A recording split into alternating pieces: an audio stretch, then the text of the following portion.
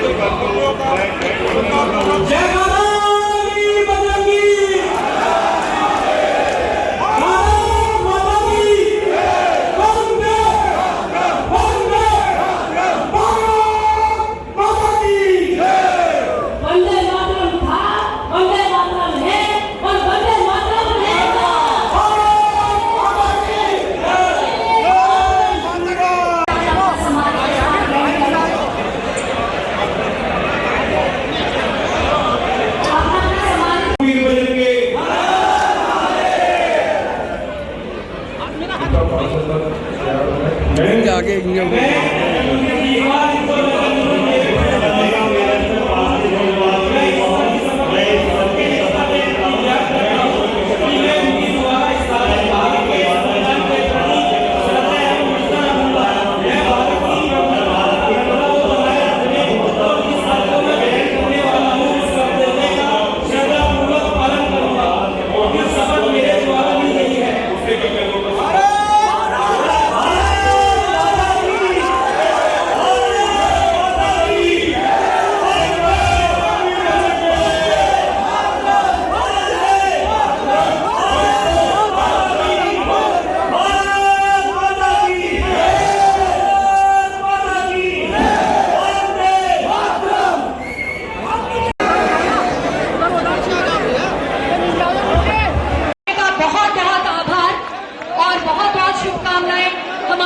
के से क्रांतिधारा मेरठ के प्रथम नागरिक बने महापौर श्री हरिकांत अहलूवालिया जी को बहुत बहुत शुभकामनाएं। और मैं अब पार्षदों के नाम की घोषणा कर रही हूँ। अच्छा होगा कि आप सुने और बैठ जाए प्लीज। 1 से 15 तक वार्ड नंबर 1 से मैं प्रारंभ करने जा रही हूँ। वार्ड नंबर 1 लल्लापुरा तुलसीवती पत्नी Shripal Maliana. Ward number 2 Deepak Kumar Sukhvir Singh. Ward number 3 Bhagwatpura Arun Shri Rakesh पुत्र श्री राकेश। वार्ड नंबर 4 शेरगढ़ी सुमित मिश्रा जी पुत्र श्री मिश्रा। वार्ड नंबर 5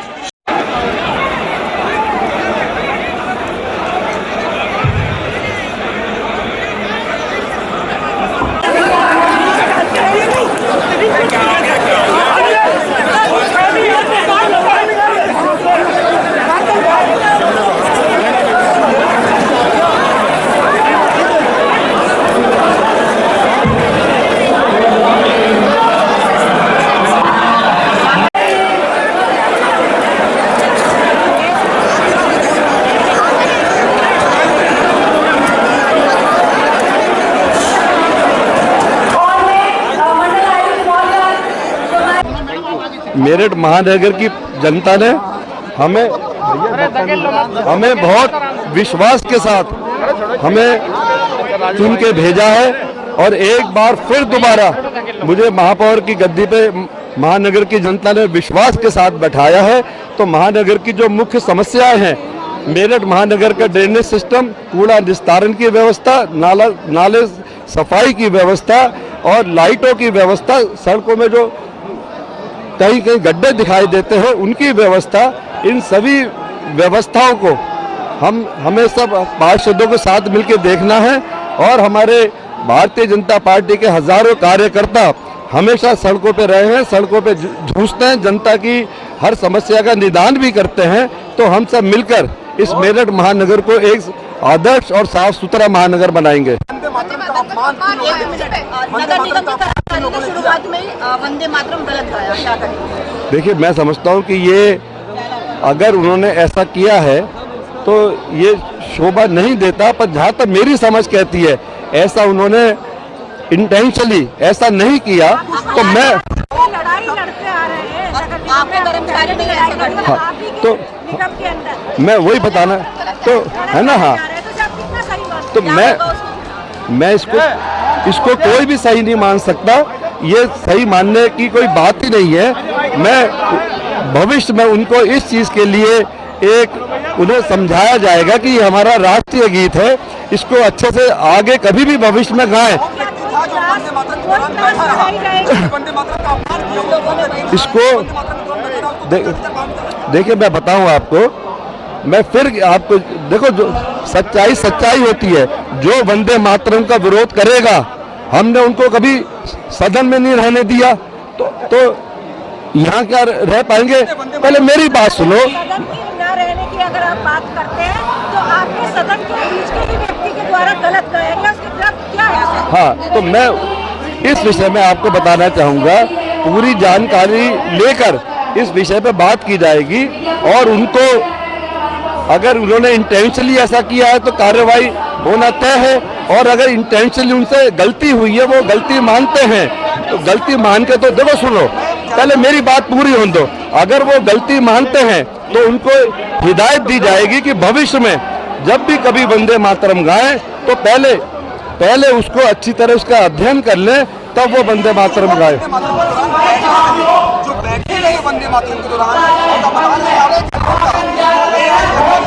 तो वंदे मातरम जिनको नहीं ज्ञान है उनको इसकी शिक्षा लेनी चाहिए।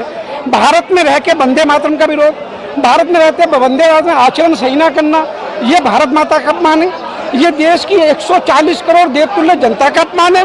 इसको हम बर्दाश्त नहीं करेंगे। मैं अधिकारियों से भी कहता हूँ, आपने जिसको भी वंदे मातरम गाने के लिए आगे किया उनको माफी मांगनी चाहिए। और वंदे मातरम मेरे देश का एक राष्ट्र जो गीत है, ये गीत नहीं है, ये हमारी 140 करोड़ देवतुल्य जनता की भावनाओं से जुड़ा हुआ है। और जिन लोगों ने वंदे मातरम का विरोध भी किया उनको मैं कहता हूँ कि वंदे मातरम भारत में रहना है तो वंदे मातरम गाना होगा, अब नहीं रहना में पाकिस्तान जाओ भाई।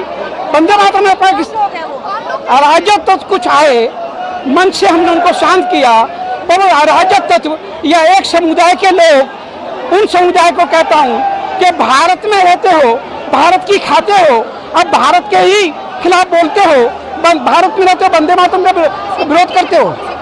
वो समाजवादी पार्टी के होंगे ना, समाजवादी पार्टी का कीड़े हैं ये लोग। ऐसे कीड़ों को हिंदुस्तान में रहने की आवश्यकता नहीं, ऐसे कीड़ों को पाकिस्तान अविलंब चला जाना चाहिए। ऐसे कीड़ों को जो आज नए संसद का विरोध कर रहे हैं, यहाँ वंदे मातरम का विरोध कर रहे हैं, अगर नए संसद का उद्घाटन देश के प्रधानमंत्री नहीं करेंगे तो पाकिस्तान का प्रधानमंत्री करेगा क्या? क्या आपने कहा विरोध वालों को पाकिस्तान जाना चाहिए, जो सदन के कर्मचारी हैं, सदन में मौजूद है, उन्हें माफी मांगनी चाहिए सरेआम, और अधिकारी को चाहिए उन्हें निलंबित करें। जिन्हें वंदे मातरम गाना नहीं आता उन्हें निलंबित किया जाना चाहिए। कोई माफी नहीं इस पे, कोई माफी नहीं इस पे। और कौन से वार्ड से चुनाव जीते आप? मेरा नाम मोहम्मद दिलसाद है। मेरी पत्नी वार्ड 75 से, रेशमा वाइफ ऑफ मोहम्मद दिलसाद, हम लोग वार्ड 75 से चुनाव जीते हैं। क्या हुआ आपके साथ? हमारे साथ ये शपथ समारोह चल रहा था, हम लोग भी आए, हमें भी इनविटेशन गया तो हम लोग गए। जाने के बाद में वहाँ पे वंदे मातरम हुआ। वंदे मातरम तब हुआ था तो हम लोग भी खड़े हुए वंदे मातरम में, सम्मान खड़ा होना। वंदे मातरम इनकी तरफ से गलत हुआ, दोबारा वंदे मातरम हुआ, हम लोग दोबारा भी खड़े हो गए। खड़े होने के बाद में फिर जैसे ही वंदे मातरम खत्म होता है, खत्म होने के बाद ये बीजेपी के कुछ गुंडे आते हैं हमारे पास, बोल रहे कि आपने वंदे मातरम क्यों नहीं पढ़ा? अरे कौन कह रहा हमने वंदे मातरम नहीं पढ़ा? बस इसी बात को लेकर के विवाद हो गया, मारपीट शुरू हो गई। उन लोगों ने मुझे बाहर खींच लिया, बाहर खींचने के बाद बोला आप लोग यहाँ से जाइए। आपको किसने बुलाया? आप भाई, हाँ, आप हमें ये बताइए, पब्लिक ने हमें चुन के भेजा है, हम कहाँ जाएंगे? जाएंगे नहीं। ये इन्हें किसने राइट दिया हमें यहाँ से भगाने का? नहीं, हमारी कोई शपथ ग्रहण अभी नहीं हुई। सारे खड़े हुए हैं। मैं फ़हीम चौधरी, एडवोकेट, जिला अध्यक्ष MIM। आज शपथ ग्रहण समारोह चल रहा था, हमारे तमाम कार्यकर्ता और पार्षद आए हुए थे यहाँ पर। वंदे मातरम का प्रोग्राम शुरू हुआ, हम लोगों ने मान सम्मान के साथ खड़े हुए, लेकिन वो थोड़ी देर बाद बोले कि राजेंद्र अग्रवाल साहब और लक्ष्मीकांत वाजपेयी जी कि ये गलत हो गया, दोबारा होगा। हम लोग दोबारा में बोले नहीं, पीछे कुछ कार्यकर्ता खड़े थे, बीजेपी के गुंडे थे, वो उन्होंने हमारे साथ बदतमीजी की, वो बोले जी तुमने क्यों नहीं बोला? हम बोले भाई कॉन्स्टिट्यूशन में कहीं लिखा हुआ नहीं है कि हम ये सब गाएंगे, ये आपका धार्मिक गीत हो सकता है लेकिन संवैधानिक गीत नहीं है।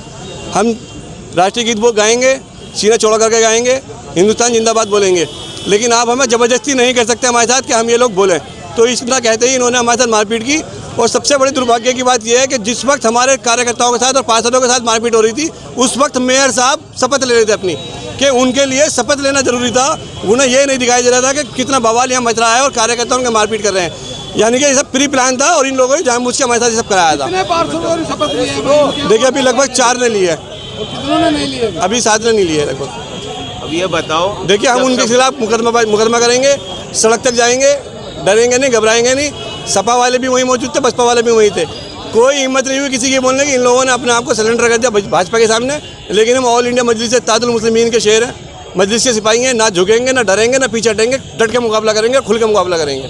जब बदन सिंह पर इनाम 5 लाख हो गया है, क्या कहना है इस पर? बदन सिंह बद्दो पे पूर्व में 2.5 लाख का इनाम चल रहा था, 2019 में कस्टडी से फरार है, जिसके विरुद्ध हम लोग लगातार गिरफ्तारी के प्रयास भी कर रहे हैं। प्रस्ताव की धनराशि को बढ़ाकर 5 लाख करने के संबंध में जनपद से प्रस्ताव भेजा गया है, जैसे अनुमोदन प्राप्त होता है आपको अपडेट करा जाएगा। सर, बदन सिंह बद्दो लगातार सोशल मीडिया पर एक्टिव रहता है, उसके जगह जगह बार बार अकाउंट खुलते हैं, क्या अभी तक कोई लोकेशन ट्रेस हो पाई है? इस पर हमारी साइबर टीम है, लगातार काम कर रही है, जैसे कुछ अपडेट होगा भेज दिया। 5 लाख के इनाम की सर कोई वहाँ से जानकारी लगी है? ये बताया गया है कि शासन में हो गया है स्वीकृत? अभी हमारे पास इस संबंध में कोई ऑर्डर प्राप्त नहीं हुआ, जैसे ही प्राप्त होगा आपको अवगत करा दिया जाएगा। भारत के प्रथम प्रधानमंत्री पंडित जवाहरलाल नेहरू की पुण्यतिथि पर जगह जगह कार्यक्रमों का आयोजन किया गया, उनको नमन किया गया। तो वहीं मैं आपको बता दूं, कांग्रेस के वरिष्ठ नेता खेमचंद पहलवान ने भी अपने प्रतिष्ठान पर पंडित जवाहरलाल नेहरू की मूर्ति पर माला अर्पण की, पुष्प अर्पण किए और उनको श्रद्धांजलि दी। उन्होंने कहा कि नेहरू जी जैसा प्रधानमंत्री ना तो कभी हुआ है ना ही कभी होगा। उन्हें बच्चों से बहुत ज्यादा प्रेम था और बच्चे उन्हें चाचा नेहरू भी कहते थे। उन्होंने कहा कि इस तरीके के नेता अगर हमारे देश में होंगे तो हमारा देश हमेशा उन्नति की ओर बढ़ेगा। मैं खेमचंद पहलवान पूर्व सदस्य उत्तर प्रदेश कांग्रेस कमेटी व अध्यक्ष गांधी मार्ग केंद्रीय व्यापार संघ मेरठ। आज हम लोग आधुनिक भारत के निर्माता पंडित जवाहरलाल नेहरू का पुण्यतिथि मना रहे हैं। मित्रों, जवाहरलाल नेहरू वास्तव में जवाहर ही थे, जिनकी न तो कभी चमक ही कम हो पाएगी और न ही कभी उनका मूल्यांकन कम हुआ। नेहरू जी ने जिन गरीब करोड़ों लोगों के जीवन स्तर को बढ़ाने के लिए समाजवाद की नींव रखी थी, आज की इन गैर कांग्रेसी पार्टियों ने उन्हीं गरीब करोड़ों लोगों की रोटी छीनने की तैयारी कर रखी है। महंगाई, भ्रष्टाचार चरम सीमा पर हैं और गैर कांग्रेसी पार्टियां लूट खसोट में लगी हुई हैं। मित्रों, नेहरू जी का स्मरण तभी सार्थक होगा जब हम उनके बताए हुए रास्ते पर चलेंगे, देश की एकता व अखंडता को ध्यान में रखेंगे और निश्चय करेंगे कि हम सब आपस में भाईचारे की भावना से जिएंगे। किसी मजहब, भाषा या संकीर्णता की कोई भावना हमारे दरमियान नहीं आएगी।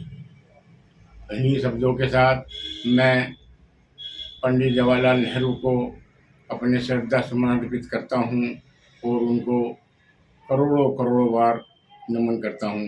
जय हिंद, जय भारत, जय कांग्रेस। आज के मेरे दर्शन बुलेटिन में बस इतना ही। तेज और ताजा खबरें जानने के लिए देखते रहिए मेरे दर्शन। यदि आप भी हमारे साथ जुड़ना चाहते हैं या स्पेशल बुलेटिन बनवाना चाहते हैं तो नीचे दिए गए नंबर पर संपर्क करें, सब्सक्राइब करें एमडी न्यूज मेरठ।